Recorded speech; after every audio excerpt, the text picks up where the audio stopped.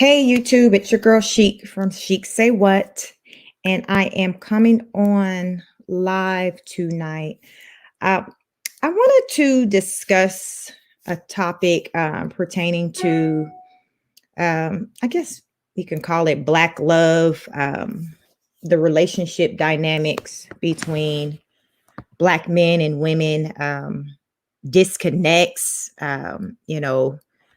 why it seemed like, I'm on the internet a lot, in particular YouTube, and it just seems like there's just this big, huge, like, disconnect between Black men and Black women, how Black men see Black women collectively, how Black women see Black men collectively, and the difference in opinions, between the two sides is resulting in just, I believe that it's contributing to our low marriage rates, uh, which has resulted in, more children being born out of wedlock, more broken homes, and people who are, in particular, women who are, out there building platforms on YouTube in particular, talking about this matter, and talking about things that maybe women can do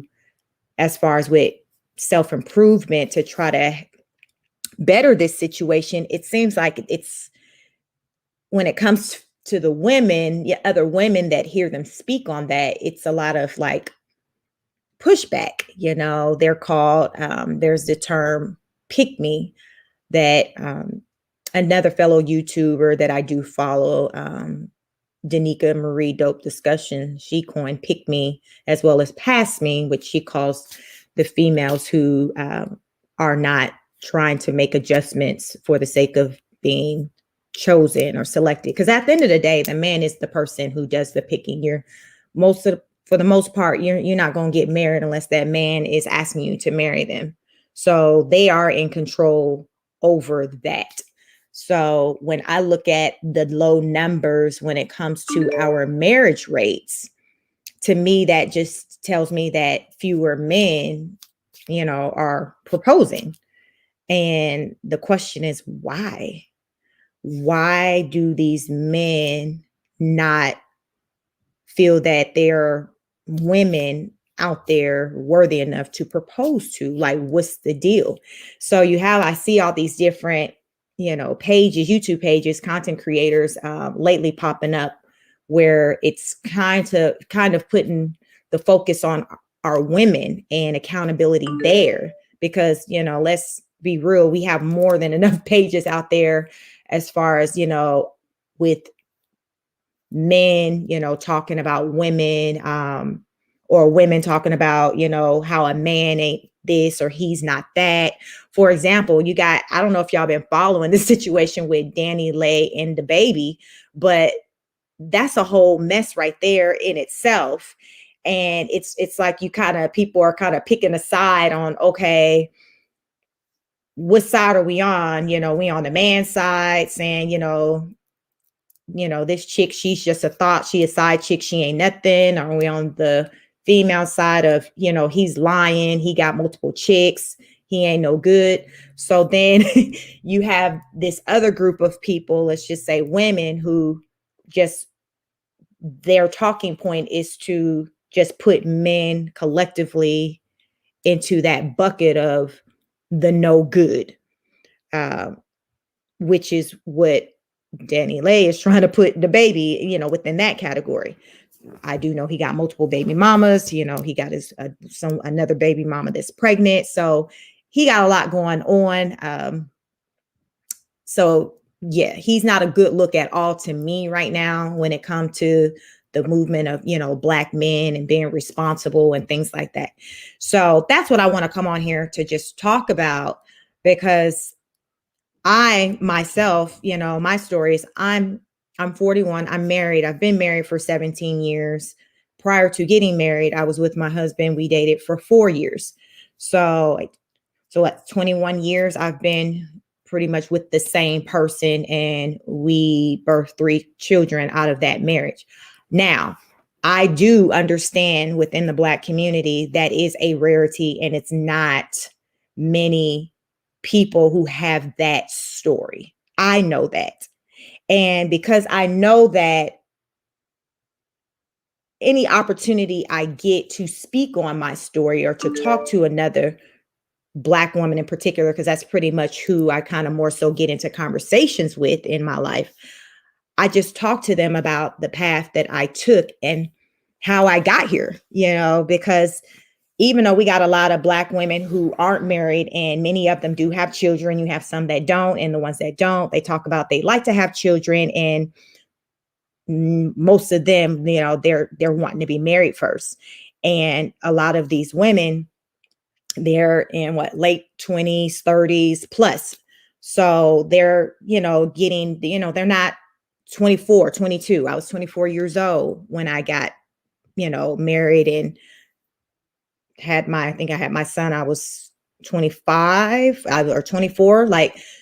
So I noticed that my mindset when I look at just relationships and how I view men and things, it's a different mindset than what I see or hear that women today have when it comes to men. So I got married in 2004. I don't recall back then in 2004 the culture being, hey, it's about getting a bag. He needs to be able to do this, that, and the third. I don't recall hearing any of that, where those were the things that you were looking for. And if he couldn't do all those things, then you just ignore him and you keep it moving. I don't recall it being that. Fast forward to today, oh, that's what it is. If he ain't giving you an allowance every month, paying all your bills, taking care of the kids that aren't his, putting you in a nice house, cars, if y'all ain't taking great pics for the gram, he's not enough. And that whole mindset, it makes me wonder, is that realistic? Because when I look around and see what our average men, in particular Black men, are doing, I don't see that their financial situation allows for them to create that type of lifestyle for the women. I don't see that their finances allows for them to just give them this P. Diddy lifestyle, this 50 Cent lifestyle, Nick Cannon lifestyle. I don't see that. But you have a lot of women because, with listening to your celebrities, like you have the Megan Thee Stallion, Cardi B, City Girls, and they talk about, hey, he need to do this, sweetie, he got to be able to buy the purses, things of that nature. If he can't do all of that, then you shouldn't be with him. And it seems like that's what these ladies are doing. It's like, okay, well, I'm going to pass up this man who may be a good man and who just has a 60,000, 80,000 a job, but he can't provide them that lifestyle that the celebrities on social media are living, or say that their men are providing them. And even a lot of them don't even have the ring. They're not married. You got some, Cardi B's married, Megan Thee Stallion's not married, Sweetie is not married. So you got some that are married, but a lot of them aren't. So with your regular everyday people like myself and, that are listening or hearing what these particular people are putting out there, and people, regular everyday people are listening and saying, hey, wow, I like how that sound. Okay, I'm going to keep holding out then until somebody comes along that can do this, that, and the third, just like what these rappers talked about. And I believe that mindset has a lot of our women single and not having anybody. And then another layer to that is, while they're single and living these lifestyles, they're saying, oh, I'm good, or some may say, I don't need a man, or, I make enough money, I can take care of myself. So I'm just going to keep holding out until somebody. I personally don't believe a lot of the women that talk about that they're happy in when they're alone. I just don't. I personally believe that it's just in a woman's nature to want someone to be there to care for them and to protect them. And it's just unfortunate that I hear a lot of women who feel like who they'll tell me, "Hey, I want a man, I want this or that," but they're not really vocal about it to say a lot of other women out of fear of being ridiculed, out of fear of feeling like they're weak or less than. And I'm thinking like it's just a sad situation that a woman can't even speak her truth to say, "Hey, I want a man. I want somebody to be there to take care of me, uh, to protect me, to be the father of my children." It's sad that they can't openly say that without fearing that, okay, well, if my girl over there, or my mom or my sister over there hear me saying that, they're going to think I'm weak or think I'm less than. And it's sad. And then, so therefore, because out of that fear, they'll go ahead and just continue to act like they don't need nobody, continue to maybe turn away opportunities to date a man who may not have all these things on this wish list, for the sake of not feeling like, okay, they're settling or that they're looking weak because they're now booed up with a man.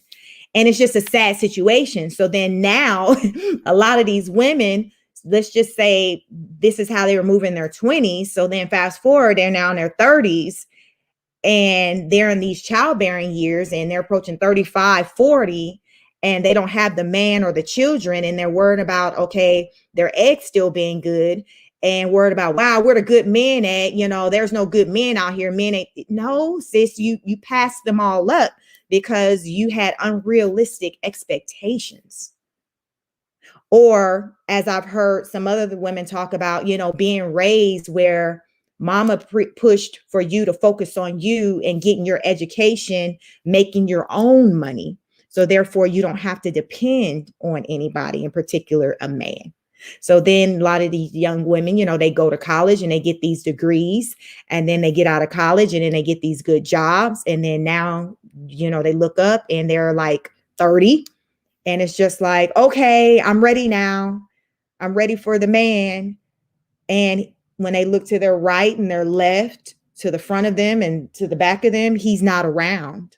And then the narrative turns into, there's no good men around. There's no good Black men around. Where are they at? Oh, they don't want us. They want, the Beckys or the Ling Lings or the Marias. When in actuality, I think a lot of our women just have ignored them because either they were focused on just building themselves. They had a self mindset, building themselves. Because I'll admit, I was one of those women that grew up like being told, hey, independence, you have your own. So what I did, I graduated high school and, I got my husband like at 24, but even within that early on in that marriage, I went to college, earned multiple. We're not even talking about how many degrees I got. So I have multiple degrees, but I'll be honest, I was doing all of that out of a fear mindset, out of the mindset of, okay, I got to build myself. So therefore, if I ever found myself by myself one day and my husband wasn't there, I'll be able to take care of me and my kids. I won't need him. I actually used to say that early on in my marriage. I would tell my husband, well, I love you, but I don't need you. Y'all, I used to say that. I would look at him and I would say that. And then I can recall the times when I did say it. It was maybe like a time or two, but I recall when I did say it, I can tell that it wasn't it bothered him, my husband, when I would say it. And again, I was in like my early 20s when I was talking like this. This is like before I turned 30. Once I turned 30, what they say, my mother always said, you live long enough, you experience some things. So once I turned 30, I started experiencing some things, and I started to come to look at my husband in a different way. And as I started experiencing things through life that started like with impacting the marriage, I started to see how I really did need him. And it was a completely different shift within me when I noticed that I needed him. And it wasn't really about finances. It was just, I needed just what a man brings to the relationship, the protection, the emotional support, the protection, the security. And, of course, with the finances, with helping to take care of the home and take care of our children. And once in my early 30s, when I came to recognize that, my mindset just stayed there. So now when I speak and I speak to other women or even my mother, anybody, I say, I need a man.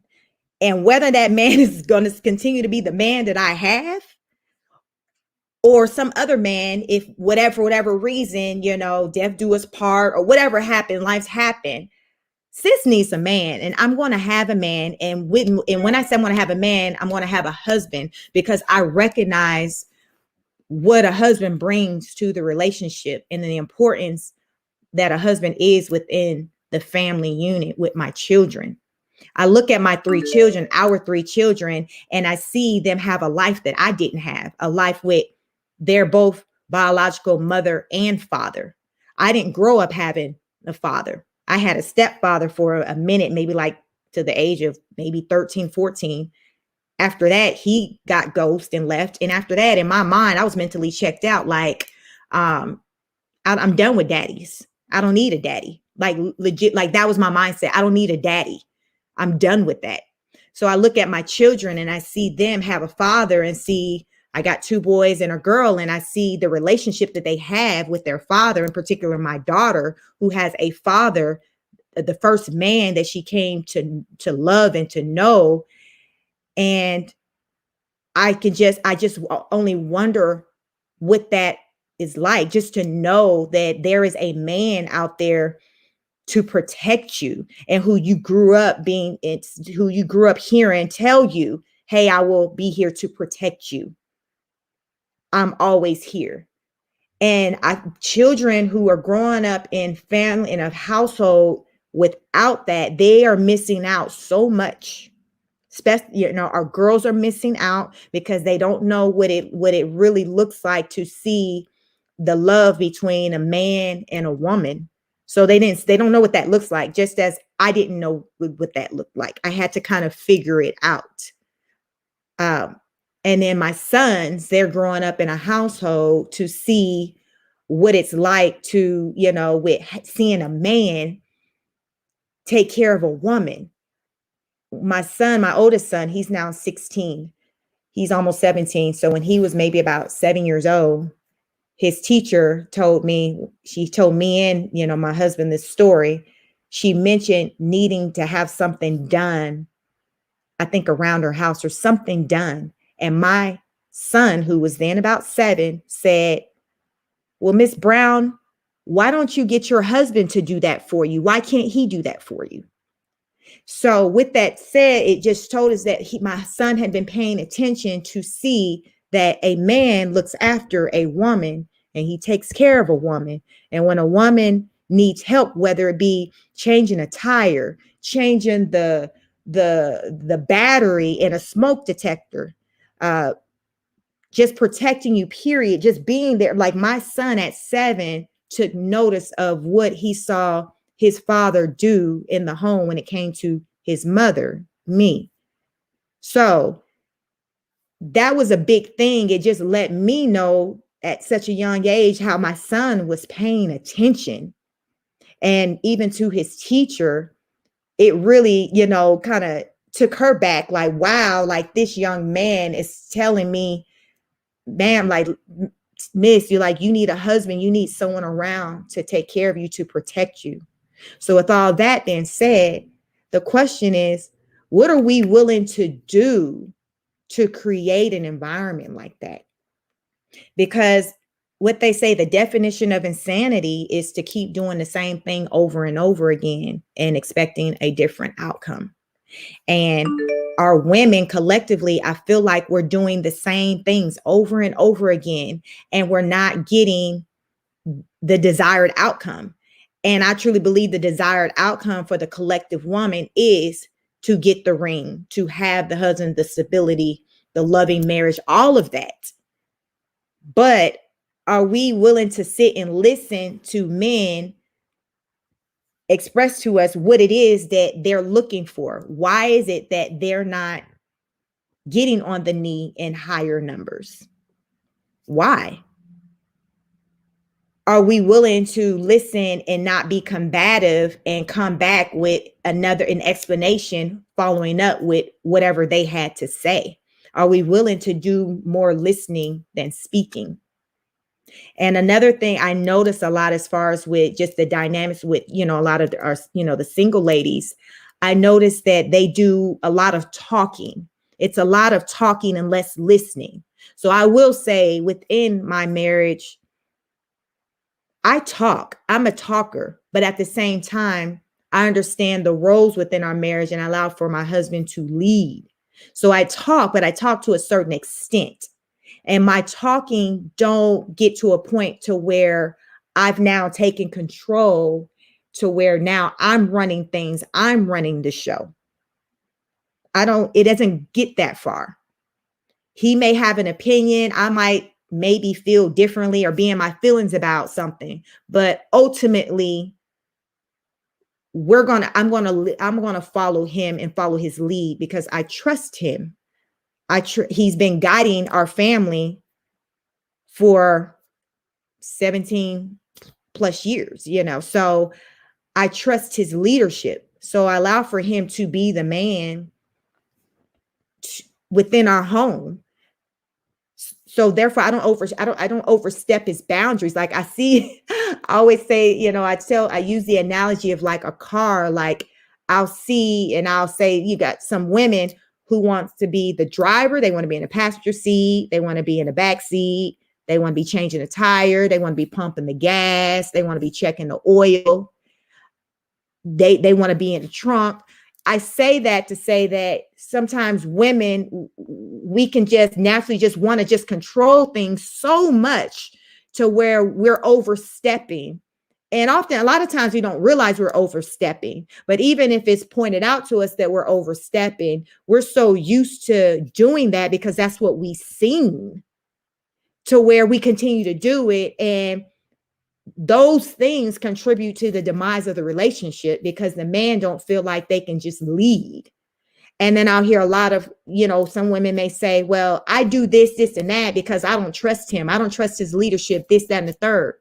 And I always come back and say, well, if you feel like you have to do all of that and work so hard, why are you with him?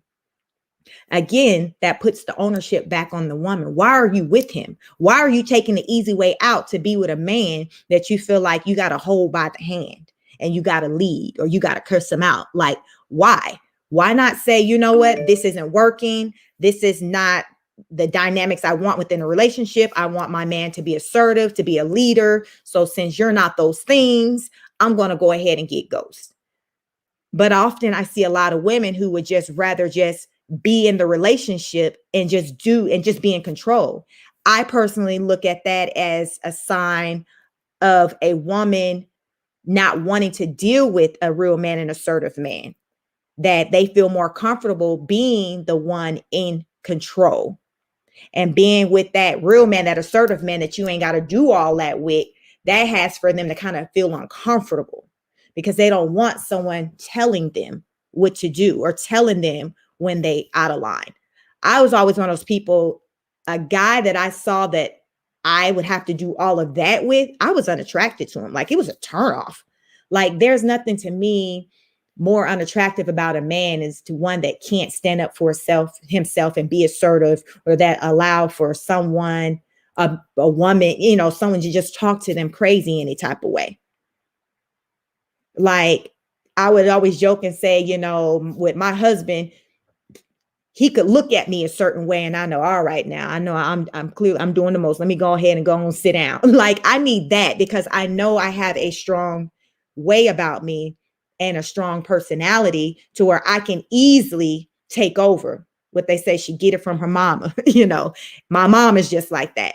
And I know that about me. So because I know that about me, it was a turnoff to when I would see a man, or say back in the day before, me and my husband got together, if it was a man that showed interest in me, that had a personality that I see that I would be able to be in complete control. It was just a turnoff, because I didn't ever want to take that route with a man. I wanted a man that would have enough strength to be able to stand to me and to be able to tell me, look, late woman, this ain't your. Listen, y'all, I got a whole husband. He don't even let me drive him. That's the type of man I got. Like, it irks him just when he drives and see a man a man in the passenger seat and a woman behind the wheel. That's the type of man I have. So I don't have a man that's just got what they say, a jelly back. Like, that's just not what I got, y'all. He's not like all super like alpha all like that, but at the same time, he ain't no beta male either. He knows the role of a man. And when I met him, I saw that he knew the role of a man. He had a father who knew the role of a man. So he came from a 2-parent household. And that's another thing that makes a difference, lady. Get with men who came from a 2-parent household. He came from a 2-parent household. I, for the most part, didn't. So I learned a lot of how to work together with somebody, partnership, work through things. I learned it from like his side of the family, because he came from years of generations of elders and family members, like being married, like all of his, most all of his cousins, uncles, like everyone's been married to the same person. Like, that's the type of family he comes from. With me, I'm like one of a couple of people who are married. Like, you ain't seeing examples of marriage in my family growing up. The only example I did see was just the marriage my mom had with my stepfather, which was my younger brother's father. So that was my only example of a marriage. And that was up until maybe 13, 14. And, it wasn't the dynamics within it, or the things that I witnessed kind of within the relationship wasn't always like the best examples, to be shown in a relationship. But, we were a family.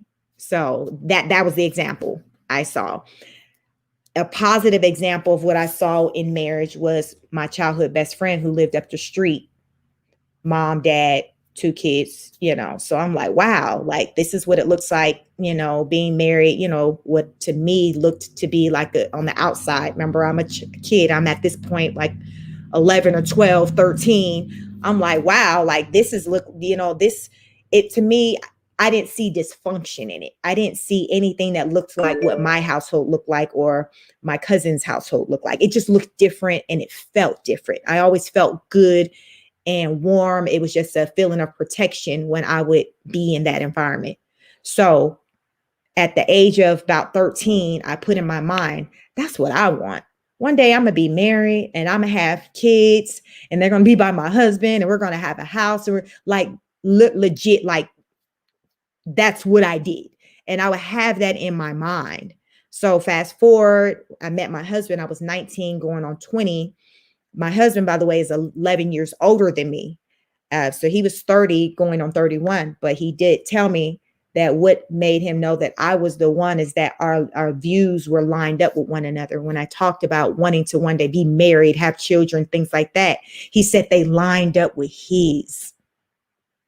They lined up with his. Mind you, remember, I was 19, he was 30. My husband's 11 years older than me, but I always was a forward thinker and I knew what type of life I wanted at a young age. Again, I was thinking about these things early, not later in life. And a lot of women, I guess it's easy to kind of be moving through life and you're thinking that you got just all the time in the world. Like, oh yeah, I can get married, have kids later down the line or whatever. And then, let me do this. Let me travel the world, let me date these different men. Let me get my education. And they do all that.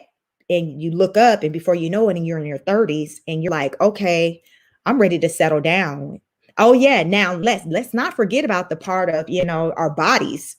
Most people, their bodies was the tightest when they were in their 20s. Mind you, these are the years when they weren't trying to, wasn't getting wiped up or trying to kind of settle down like that.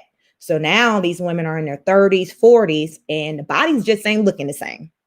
Bodies ain't looking the same. So now we have this conversation piece of, women, women being overweight, women having all this weight on them, men, thinking women need to get this weight off of them, and that's contributing to them not wanting to be with these women, this, that, and the third. So that's a whole nother conversation right there. So you have these women, it's like, okay, I want to get married, I want to have kids, but they also got all this extra unwanted weight on them. So the bodies ain't looking quote unquote right. They might not have the finances to go to Dr. Miami to get their body fixed. Some of them do. But a lot of them go and get their bodies fixed. And then, they still in that situation of not having the things that they want. Why? Because again, it's still back to the mindset. See, before, a friend just recently reminded me when I told him about, me getting married at 24. And he was like, well, the thing that you need to realize is that before you got married, you already had the mindset of a married person.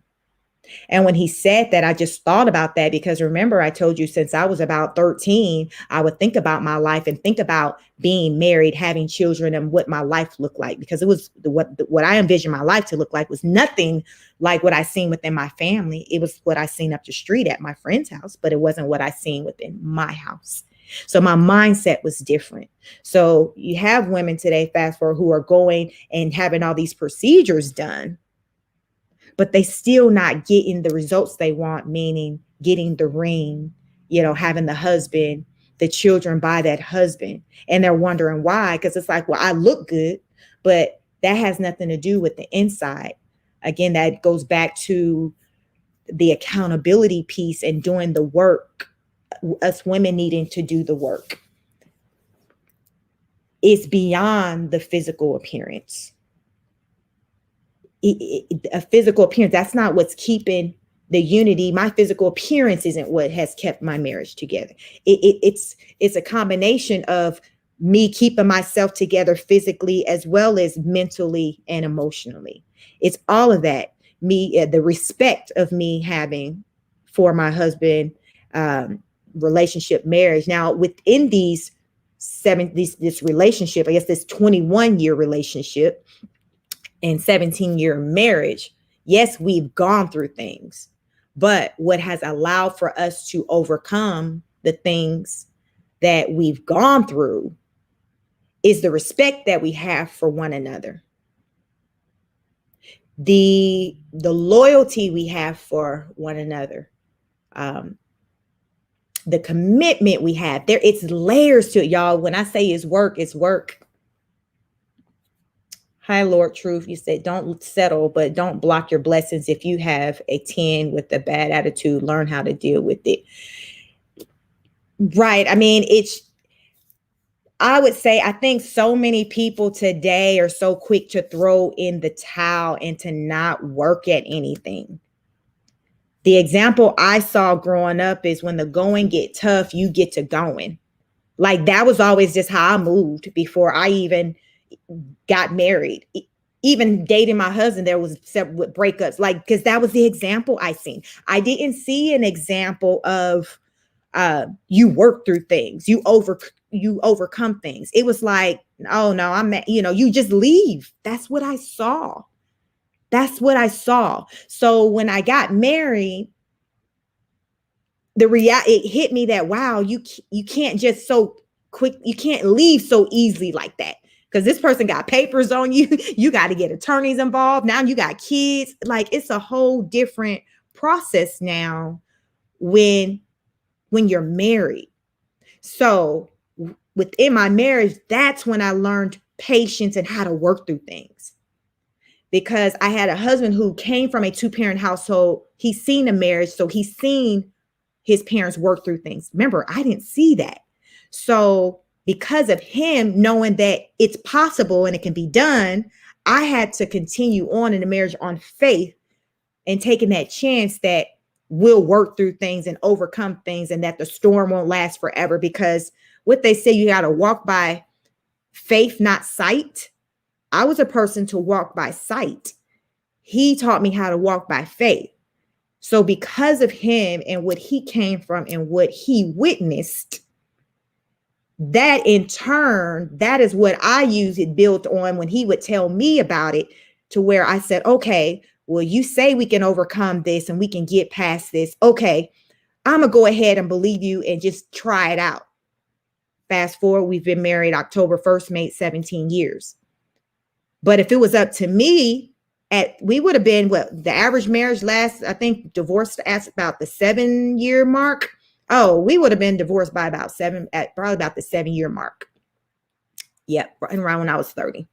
Because that was when I was just ready to check out, because to me, whatever we were going through I just felt like, oh, yeah, this not working. Let's do something else. And my husband was like, no, that's not what we do. I just feel like you're going to regret it. Like he would say, I feel like you're going to regret it. I don't want to, in the marriage, we should work on it. And I was just like, oh, I was so like, okay, I could. And when I look back, I'm so happy that I did do it, because as they say, the storm don't last forever. So that time has come and gone. So now it's just something I look back on. And it's just like, wow, what if I would have just ended it all based on a momentary situation? And a lot of people do that. I had someone once tell me that once you've been married 10 years, after that, anything else that you deal with after that, you'll get over it easier, because most likely you already seen it before. You've already dealt with it before. And she was so right. After that 10-year hump, it's almost like you're climbing up, going up a hill, and you're trying to get to the top. And then after that, you go down and, you just coast, and you ain't got to use the gas. The car's just rolling on its own. That's how the marriage seemed, because we got past that. So now I feel like within my marriage, things seems easy. It feels easy. It's like we're coasting. Now it's like, oh, we're talking about, oh, the kids will be, in about the next 6 years, all 3 kids will be gone. So okay, we just talk about the things we used to do when we were dating for the 4 years. We would travel and do things. It was just us. Those are the things that we think about and we look back on.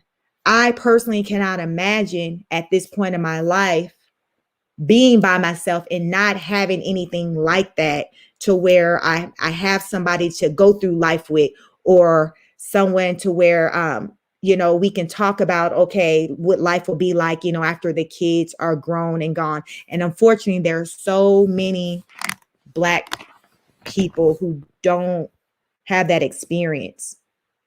And I come across people who are even older than me, and maybe if they are married, when they hear that I've been married for 17 years, they're like, oh my God.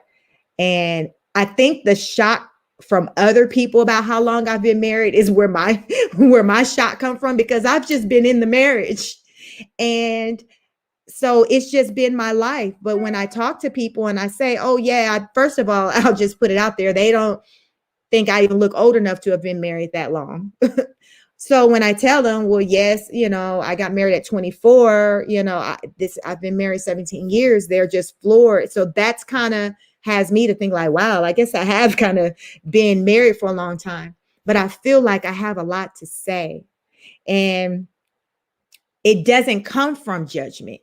As they say, each one teach one. It comes from me observing the what's going on out there, and people basically saying they are wanting the things that basically I have.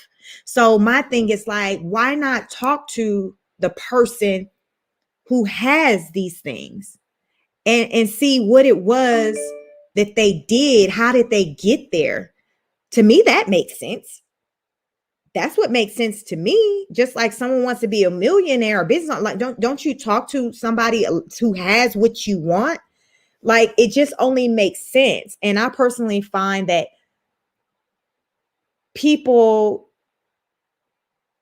most people don't call me judgmental. It's just one person. I'll just put out there. My mother recently, she calls me, well, you're judgmental, you're this. But I don't feel like people in my life don't call me judgmental. First of all, people come to me and want to ask me questions because, as I say, I guess they see, okay, my life, how I walk, how I move shows what I'm about. So they come to me. I don't go to people with my views. I come out here to YouTube and I have these, different topics that I touch on. But otherwise, in my day-to-day life, I'm not just going to people with my views. If you strike up a conversation with me, within that conversation, you're going to learn my views. So I personally feel that if someone were to find me to be judgmental, It's coming from a place with them feeling a certain type of way that they made a different decision that I did that resulted in a less favorable outcome. So, with that being said, that doesn't become an issue of mine or a fault of mine. That's a fault of theirs. I'm just doing me. So, I can't take no fault in how somebody feels about how I'm moving, how I'm progressing. They have to own that. And my thing is, if you're willing to change or if you're wanting a different outcome, you got to move differently. You got to acknowledge that what you've been doing isn't working. I always say my favorite saying or quote, I guess by Dr. Phil on his show back in the day when I would watch it, somebody would say something to him and then he'll follow up with, well, how is that working for you? Because only you can answer that. If that hasn't been working favorable or well for you, you have to ask yourself, why are you still doing it? Whatever it may be, why are you still doing it? If you're not getting the results or the response from people that you want, why are you still doing it? Back to accountability. So I think I can only speak, with me being a woman, I just feel that a lot of women don't take accountability. It's just easier to point the finger to say what he's not doing. And yes, he may not be doing something, but what are you doing?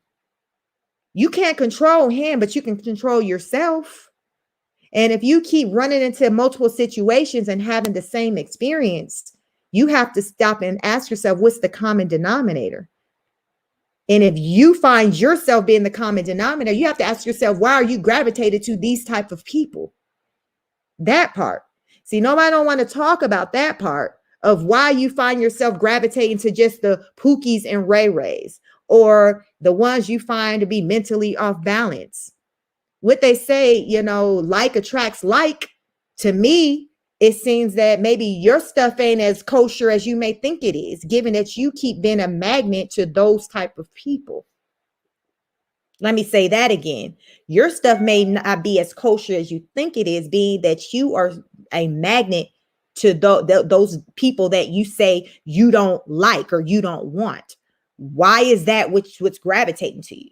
And then you want to just shut down and just say, oh, all men ain't this or that. No.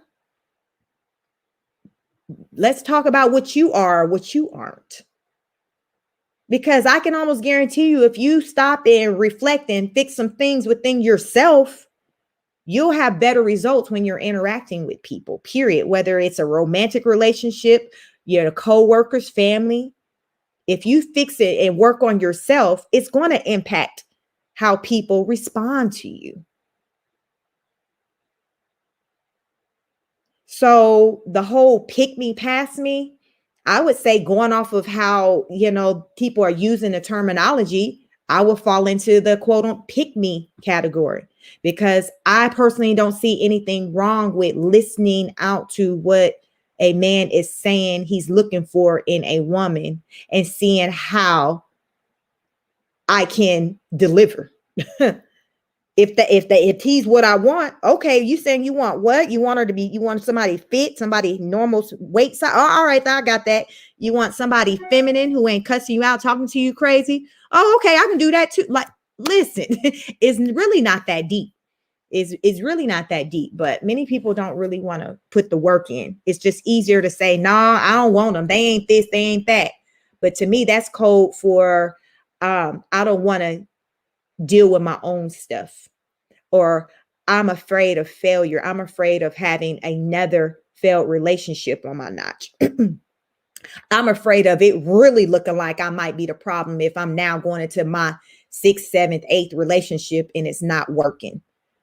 So let me just stay out the game altogether and not even play. Yeah. That's fear. That's fear. And what do you get? You get nothing out of fear. You just stay stagnant. And these people who choose to do that, they'll walk around talking about how happy they are. But I personally believe that happy people don't have to verbally tell somebody they're happy. I don't walk around telling people I'm happy. When I see somebody who seems to be happy, they're not saying they're happy. I can see it. Happiness shows, it's in their essence, it's how they move. Just think about just the people you come in passing. How often are you just hearing, just in passing, somebody telling you how happy they are? That's not the norm. You're watching their move based off of their movement. That's what I go off of, their energy. People being gravitated towards them. So the ones who are just running, you scream from the rooftop, I'm happy, I don't need nobody, whatever. Those are the ones that I believe it's the complete opposite. They're not happy, and deep down they do want someone. It's a defense mechanism. Well, let me just say I'm happy, or let me just say I don't want no man. So therefore, you not having a man, you don't have to speak to that. You don't have to speak to why you ain't got one. So it's better to just say, oh, I don't want one. But coming from a woman, y'all, a woman wants a man, whether she gonna admit it to herself. She wants a man. It's just in our nature, the way we're made. God has made us. He's made us man and woman. He made us to be together. I even was told by someone, oh, well, not every woman in the Bible, was created to be here for a man. I started Googling. I couldn't find no scripture on that one. But when they told me, and I'm like, I don't know the Bible like that, but I got enough sense to know that God made woman for man. He made woman from the rib of Adam. Like, it doesn't make sense for women to be made and have the essence of not wanting a man. Like, make it make sense, and when I'm speaking on this, I'm speaking on just a relationship. Someone who was heterosexual told me this. So it wasn't like, okay, they're interested in women. They're heterosexual. They don't have a man. And now they're saying, oh, well, yeah, I mean, God didn't make everybody to need him, So I'm like, okay, again, back to the defense mechanism. It's safer and it feels better to say he didn't make us all to want certain things, because again, this is someone who's not wanting to acknowledge the true reason as to why they are alone.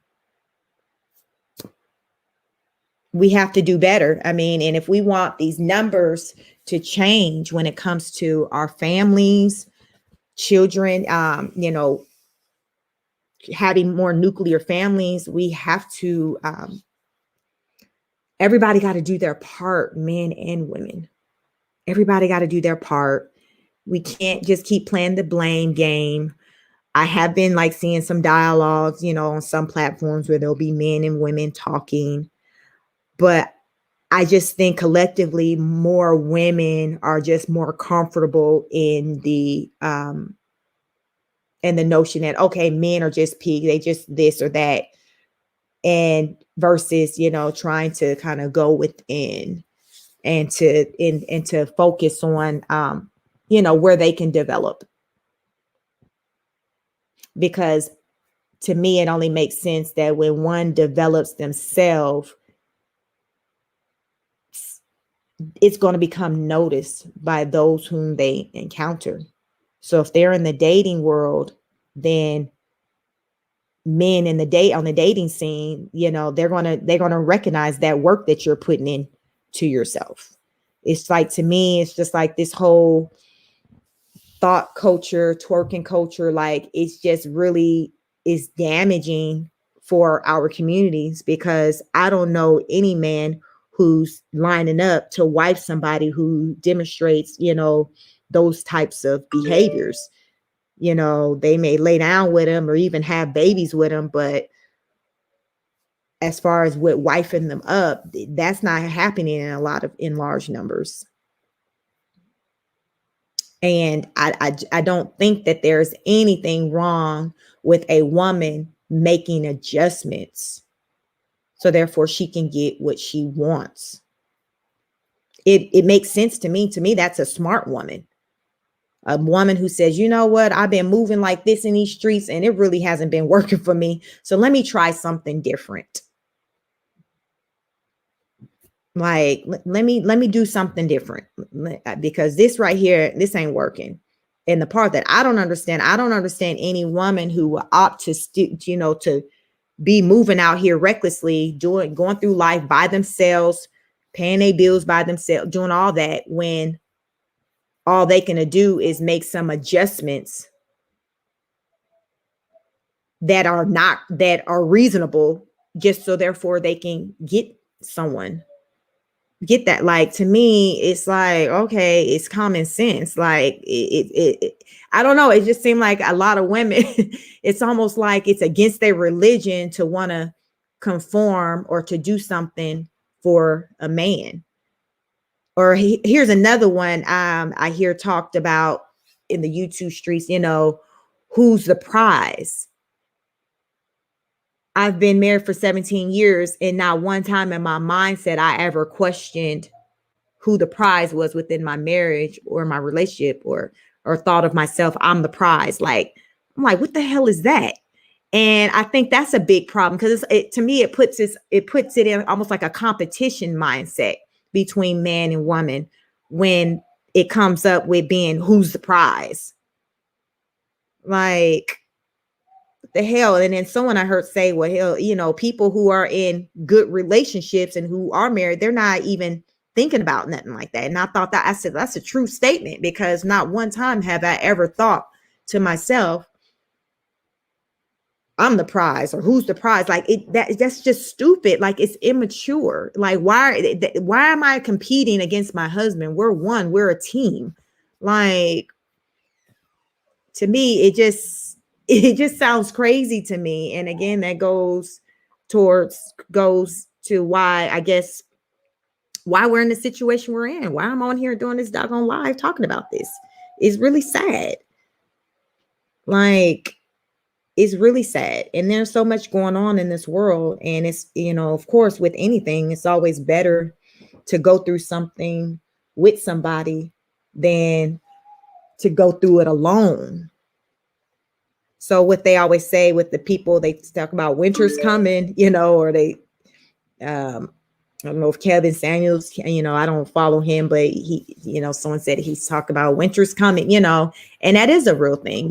Winter is coming. And I just think that times like these is most beneficial for a woman to not have to be going through the challenges, the tough time, the winter by themselves, when you don't have to. And I never say to settle, but what I do say, if something that you're in isn't working, don't be afraid to try something different versus just throwing in the towel and giving up because you don't want to put the work in.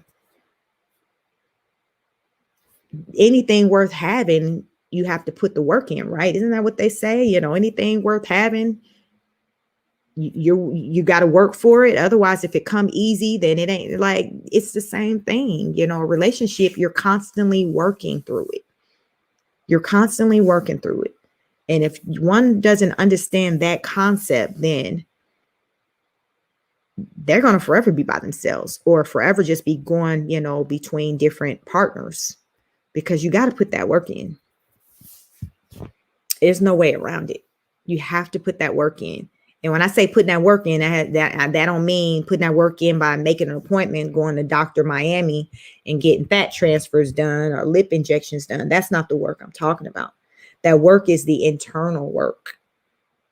That work, the work within the relationship, the work within the marriage.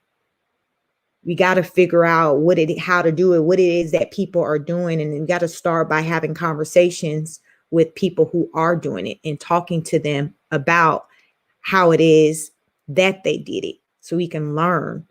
Because if other cultural groups are doing it and doing it in large numbers, then it's clearly something that's doable. But for the Black community, we're doing it in such small numbers that it makes it seem like, okay, it's like rocket science. And it's really not. I was listening to someone, I think it was an old interview from Ayanna Vincent, and she, the man was like, one guy was like, he didn't like to date black women because he said they're always so angry. And when he said that, I just thought about just black women I know, or just women in my family, and how they come off. And I can see, where that comment came from, because a lot of times the black woman do come off as, seeming like they're angry or mad and stuff. And I think a lot of it has to do with just, just life, just various things. But I believe that whatever those reasons or things are, us women have to deal with that beforehand, before getting into a relationship or trying to date somebody. I don't think that that's energy that we should take into a relationship. That goes back to that internal, that self-help, our people, we the last ones that want to go see a counselor. We got Jesus. We don't need a therapist, like main ones, but really we do. We do, probably more so than any other cultural group. We really do. And by us having that mindset of saying what we don't need, we're continuing to go through life with these horrible behaviors and habits, coming off aggressive, masculine. And then we always just have an excuse as to the why. Okay, I get that why, but can you go work on that and deal with that why? So therefore you don't have to come off like that to everybody you encounter. How about that? Again, it's back to the work. Nobody wants to do the work. Nobody wants to do the work. It's just far easier to just say, well, forget it. I'm just not going. I don't want to play no more. I don't want to play no more. I'd rather just go in a house versus stay outside and do the work and play fair. So are we just okay as women with men just viewing us as just angry, opposed to putting in that work to show them just a different side? Who wants to deal with the angry person all the time? Like, can you blame them? I mean, I have sons. I got 2 sons. I wouldn't want them to deal with someone just because she's a black girl, but she comes off as just angry and mad all the time. And I wouldn't be, okay, son, hang in there. Black women have it hard, so just be patient. No, I'm gonna say, she can kick rocks. We're gonna go find somebody else, because she got to deal with that. There's no excuse for people to come off mean and nasty to other people for stuff that they dealt with. That ain't got nothing to do with the new person you're encountering. So they shouldn't have to take on that heat. Period. So when I interact with people, deal with men, like I don't bring in that energy like that. And within my marriage over the years, the energy that I did maybe come into it earlier on with that more of that self-independent like mindset, over time, I adjusted it. It came with growth. And fortunately, I have a husband who was patient with me to allow for me to grow and to change. But that came from my works. I had to work at that. Again, as I say with the women who are single, you got to put the work in. Just as me, just within my marriage, I have to put the work in. You still got to put the work in. You got to put the work in.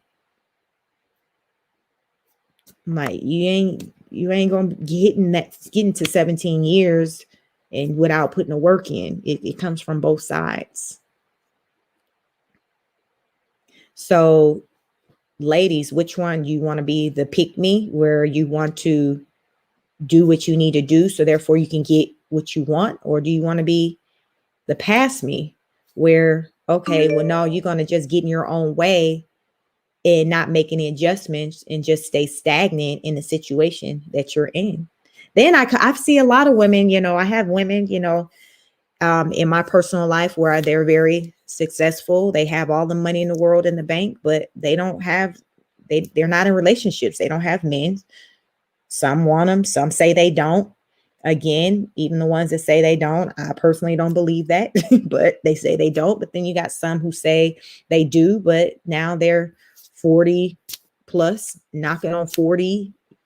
And they're talking about, well, yeah, you know, the ones who do admit wanting a man, well, yeah, I want a man, but hell, they about to be 40 and body ain't the baddest, you know, so they got some work to be done on the body. And it's just like, it's so late in the game to be trying to put that work in to get what you want.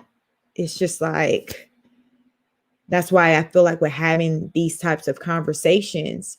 Maybe some people who are earlier, you know, who are younger can kind of hear it to where they're not hearing it in their 30s or 40s. Like they're hearing it early enough to kind of make some adjustments. My thing is, you know, I once had a teacher when I was in high school, it was a white teacher, a white male.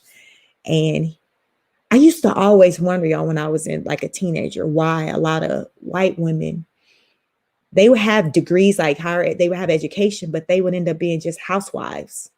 So I'd be like, why are they going to school, getting all this education, doing this, that, and the third, just to not do anything with it and just be a housewife? So I had a substitute teacher one year in high school, and he told me, he said, white people send their daughters to school, to college, to find a husband.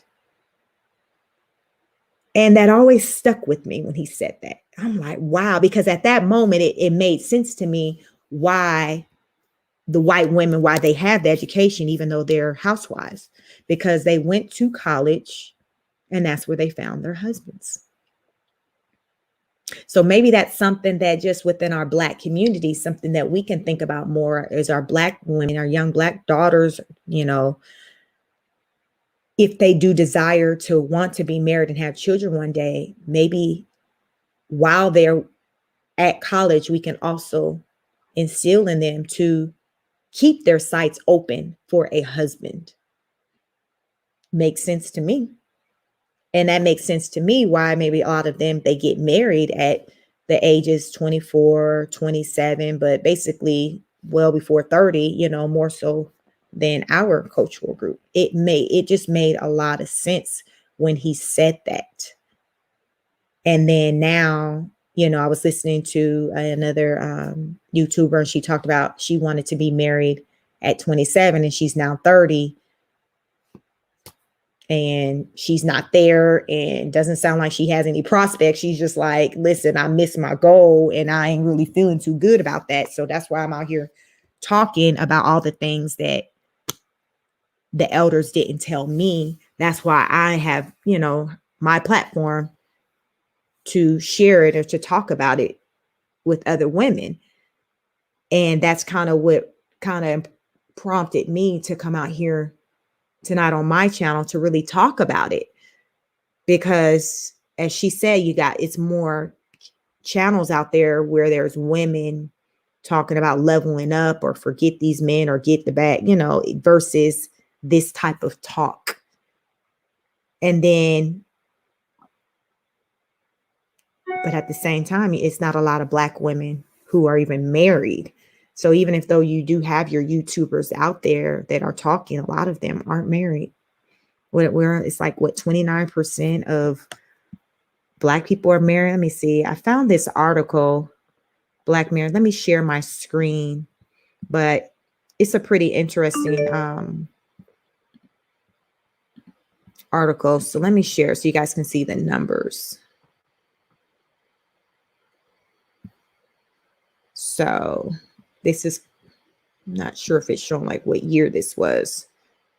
2019, looks like 2019. So Black marriage in America. Over the last few decades, marriage has been a declining institution amongst all Americans, and the decline is even more evident in the Black community. In 2019, only 30% of African Americans were married, compared to 48% of all Americans. Half, or 50%, of African Americans have never been married, compared to 30% of all Americans.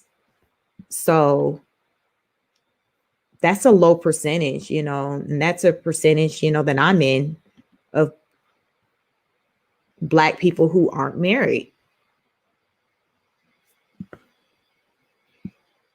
Like, it's a low percentage. And from the talks, the conversations that I'm hearing on YouTube, like, Black people, in particular Black women, are interested in changing that. However, many of them are not interested in changing how they move out here in the streets. They're looking for the Black men to put in the work and change how they move. But again, remember, as I said earlier in this live stream, the man does the choosing because he does the proposing. Now, we've been seeing this thing going around where women have been proposing and all that, but that's just a small percentage. That's not really the average woman. When they think about getting married or getting proposed to and all of that, they're not thinking about them doing it. They're thinking about a man doing it. So just speaking from what's tradition, the tradition is the man asking for your hand in marriage. What are you willing to do to get that? Are you open to having conversations with these men about what it is that you're looking for, in a woman? And a lot of these, like, let's just say, earlier I talked about Danica Marie, Dope Discussion. She has over 100,000 subscribers, and the bulk of her followers are men. Why is that? And I personally feel like the bulk of her subscribers are men because she's saying some things that she's speaking facts based off of what she's saying, like as far as with a lot of the toxic behaviors that are taking place with women. These men are agreeing, like, you are right. It's just, it's just bad out there. They're just looking for, okay, what you can do for them financially. Like this, like we hear it all the time. I recently got into a conversation with 3 young guys. I was at a friend's child's birthday party, and it was just 3 young guys that came through. One of them was a single father to like a 4-year-old. The other 2 men, they weren't married. So the fellas were, I think one was like 22, one was 27, and one was like 30. And I just so happened question, because a lot of times, if I like to ask questions. So I just asked them, oh, how's the dating world? Oh my God. They were like, it's almost like they had a therapeutic session with me and kind of held me up because I was about to leave, but I ended up getting kind of engulfed in like a 30-40 minute conversation with these fellas because they just started talking about the women. Mind you, I live here in Atlanta, so they were just talking about the women, how they're wanting. What had me laughing is one of them said, yeah, they want you to pay their rent and they don't even have an apartment for you to pay rent for. But they're asking for something. They don't even have their own spot, but they're wanting you to pay for their weave, their rent, like all this craziness. And I knew they weren't lying because, again, on these platforms that on YouTube, I listen to these different things, and this is what the women are asking for. They are asking for the world, wanting $1,000, one guy talked about before, a woman wanting a $5,000 a month allowance.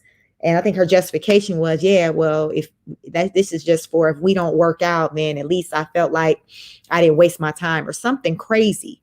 But these young men that I met, they just talked about, it's just hard out there. So I asked them, well, what about with dating across different cultural groups? They was basically like, they found it to be very similar, even still across cultural groups, as far as with the women looking for what you can do for them and, just want you to pay for them. But one did talk about in particular, like the Hispanic cultural group.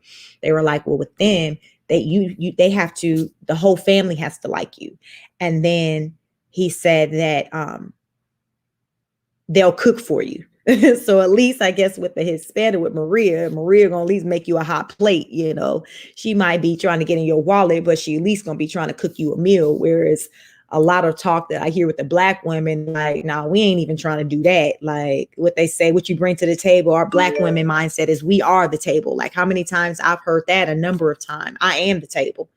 So, okay, with you having that as a mindset, what's the likelihood of a person with that type of mindset getting ring. If you have a mindset of I am the table, that you don't have to bring anything to the table but just yourself, like it's just crazy. So it's just the mindset that a lot of people have, and it just shows me how disconnected and how they really don't have a clue on what marriage life is. And I will say a lot of these people who do have these irrational thought processes, like they didn't come from homes where the parents were together. So it's like these thoughts that they have pertaining to what a foundation or family dynamics look like is coming from like social media and what they say on the internet. Like it's only 5%. I think somebody said like what 5% of it is true. It's like most of the stuff that you see out there is not even true. It's smoke and mirrors. But that's what people in the outside world, the onlookers, the everyday people are looking at whatever they're seeing on the gram, on Facebook, on whatever, and are taking that they're believing it all. And it has our group of people just all messed up. They're listening more to that versus say somebody like me and like what I'm trying to say, or say Danica Marie, who is married, versus, it's just like we're kind of in the thick of it and telling you how it really is. But it's just like, nah, it ain't like that. I want it to be like this. And it's just like how you may want it to be or think it is does not mean that that's the reality of what the situation is. The reality of the situation is that you put in the work, just much of like Danica Marie talks about and what I've been talking about. It is work. It's work. It's work on a day-to-day basis. It's work. And you have to come to accept and understand that if you trying to have something, period, otherwise you're going to just continue to go through life by yourself, in and out of, dysfunctional relationships, if you even get into a relationship, but your results aren't going to change. So yeah, that's what I wanted to come on here tonight, just to talk about. For those who checked me out live, thank you for joining. Please like, share, subscribe, drop a comment. Let me know your thoughts of how you feel about this. I just want to come out here and just share my thoughts, because it's something that I see it's talked about a lot right now. And a lot of the ladies who do kind of have similar thoughts as mine, they're not getting favorable responses from other women, which is crazy, but but that's the case. So I just want to come out here and just kind of be a support to those women who aren't getting favorable responses for believing that Black women should be open to putting in the work to make adjustments to their behaviors for the purpose of receiving, a different outcome, for the purpose of getting what they want, which ultimately is the ring. Like, isn't that what we want? We want the ring. It's just like being in a game or anything. Like, you got to do what you need to do to get to the finish line. Like, I mean, to me, it's just common sense. But clearly, I guess it's not that easy, I guess, since so many people are kind of struggling in this category. So, I mean, it is what it is. So, I just hope that our people will eventually, get it, wake up and realize that, okay, it's time to stop playing. It's time to put that work in for the sake of, my future, the next generation, all of that. Put the work in. We can do it. Black love is a beautiful thing when it works, but we got to put that work in. And I feel like we can put that work in if we choose to. We need to kind of come together. So please drop a comment, like, share, subscribe. Thank you for, hit the notification bell so you'll know when I do go on live. And in the comments, if there's anything you'd like for me to touch on with any other future topics on my channel, I kind of talk about different things, celebrity news or relationship tonight. I was compelled to kind of talk about this, but I come on sporadically. I don't really have a schedule as of right now with when I go live, but so I just ask you to turn your picture bell, make sure your notification bell is on so you know when I do go live. But I'm just a sister with an opinion. Each one teach one. Until the next broadcast. Peace.